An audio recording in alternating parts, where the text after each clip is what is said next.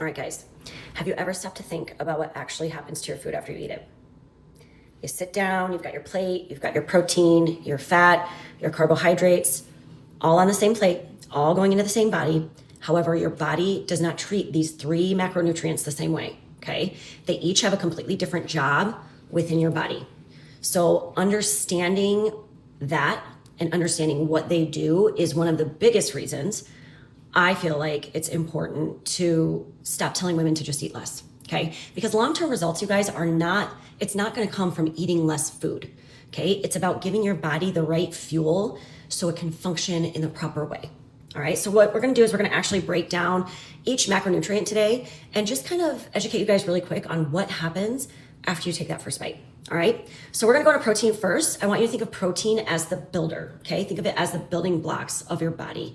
So when you eat protein, your digestive system tends to break it down into smaller pieces. Not tends to, it does. It breaks it down into smaller pieces. And those pieces are called amino acids, okay? Amino acids are then used throughout your body to kind of build and repair tissue. Okay, so that's one of the most important jobs that protein has, and that's why we talk about it all the time, especially in correlation with working out, okay, because it is used to build and repair muscle. And so this becomes especially important as we get older.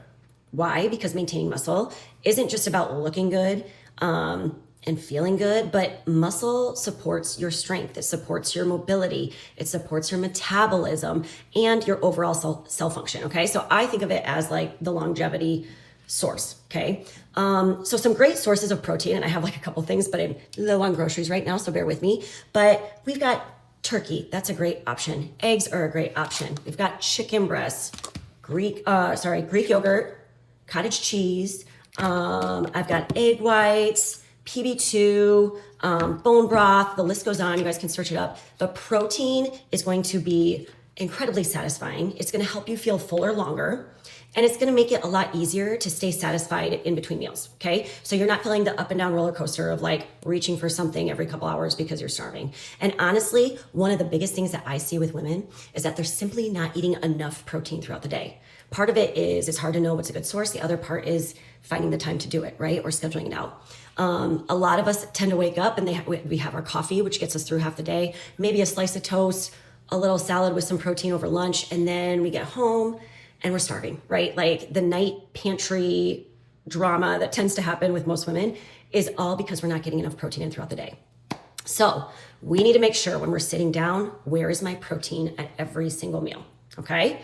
Now we're gonna go to what I've been focusing on this week, and that's carbohydrates.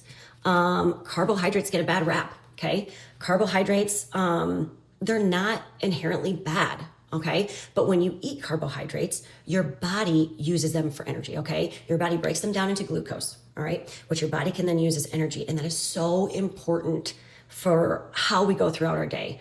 Your brain uses that glucose, your muscles use that glucose, and carbohydrates can be especially helpful when you're active or exercising, right? Like you're gonna use that glucose as your first source in reserves to keep going and have energy, okay? So if you're active or you're exercising, carbohydrates are very, very important. Some nutrient-dense whole food sources of carbohydrates include fruit, I don't have like a ton, sweet potatoes, oats, beans, quinoa, whole grains, brown rice, all of those things are considered good carbohydrates, right? That's why eliminating them completely isn't necessarily the answer, okay? So for some people, dramatically cutting carbohydrates can leave them feeling tired, sluggish. It might affect their workouts. Like getting through a workout might be difficult, recovering from a workout might be difficult, might drag you down the rest of the day. And with all that being said, all carbohydrates are not created equal. Okay, so there is a difference between getting a good carbohydrate from foods like berries, potatoes, apples, oats, beans, whole grains, right? And getting the majority of your carbohydrates from, let's say, a highly processed source, all right? Foods that are easy to overeat, they don't provide a lot of nutritional value, and they definitely have a little bit of a negative impact as well because they are over processed. And so when you think of those carbs, I don't want you to think carbs are bad. I want you to think, what kind of carbohydrate am I eating now? And how much do I actually need? and learning what is a good carbohydrate source versus what is a processed carbohydrate source, okay? Don't be afraid of carbs. Carbs are necessary and we need them. It's just understanding what is a good source and what is a bad source, okay? Let's cover the topic of fat quick, okay? Because fat, I want you to think of fat kind of as the regulator, okay? We need dietary fat. It's another source that our body needs to function properly, okay? So it helps with absorption, especially absorption of fat-soluble vitamins, and these include A, D, E, and K. So vitamin A, vitamin D, E, and K, all right? Dietary fat also plays a big role in cell structure and hormone-related processes, okay? So like going through perimenopause, menopause, and actually every stage of life, we wanna have good fat sources, right? It also helps make your meals more satisfying, and it's a great way to kind of level out that blood sugar. So all I really have with me is extra virgin olive oil, but some other examples of healthy fats include avocados, nuts, seeds, and then like fatty fish, like salmon, okay? So think about it. If you eat a meal that is completely low in protein, extremely low in fat, and basically just carbohydrates, you're gonna find yourself feeling more hungry throughout the day, or you're gonna be hungrier quicker after your meal, okay? So you wanna make sure that you're finding a balanced amount of healthy fat to help keep that meal satisfying, okay? So we're not trying to eliminate fat, we're learning how to use it appropriately throughout our day, during our meals, okay? So, sorry, why do we need all three? This is where I really want you to kind of put it all together, okay? I know this was super quick, very kind of broad overview, but like every single macronutrient has its job. Protein has a job, carbohydrates have a job, and so does fat. Fat has a job. And while your body can adapt to different amounts of each macronutrient, they aren't interchangeable, okay? They have their job does what it needs to for your body. Your body reacts a certain way when you take it in, okay? Protein isn't simply a calorie. Carbohydrates aren't simply sugar. And fat isn't just something that makes you gain weight, okay? So sometimes we hear those names and we kind of like associate them together. These are nutrients that your body uses for different purposes. They all have a role.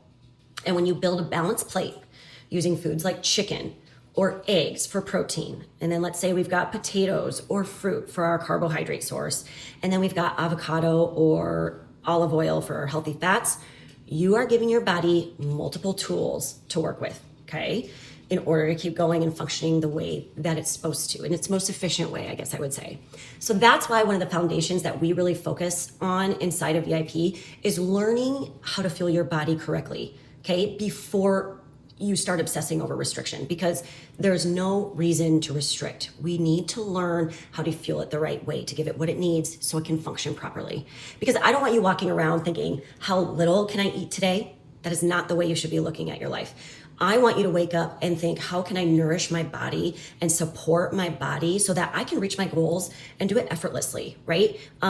Because I'm giving it what it needs. That is a completely different mindset, okay? So if something I said today clicked for you, if like you all of a sudden were like, you're right, I don't need to restrict anymore, I want to learn how to fuel my body the right way, comment plan below and I'll reach out. We can create a plan together, sit down and talk about what it would look like to include all the macronutrients throughout your day, fuel your body the right way, and feel your best from here on out, okay? Remember, this is the foundation.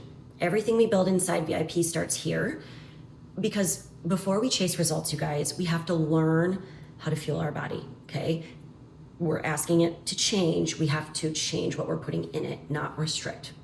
Have a great day. Remember, comment plan if you guys would like to chat. We'll see you later. Bye.